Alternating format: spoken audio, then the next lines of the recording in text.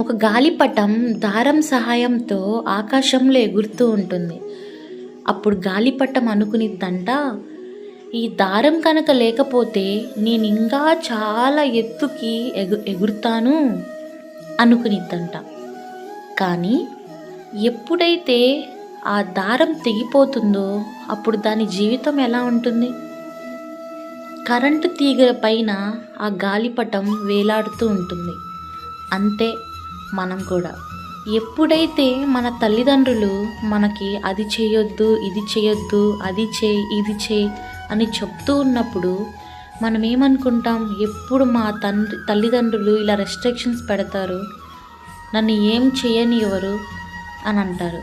అదే తల్లిదండ్రులు ఎప్పుడైతే మనల్ని వదిలేస్తారో, ఆ కరెంటు తీగల పైన గాలిపటం ఎలా అయితే ఎగురుతూ ఉంటుందో అలాగే మన జీవితం కూడా ఉంటుంది. అందుకే తల్లిదండ్రులు చెప్పిన మాటలను వినాలి అంటారు. అవునా కాదా?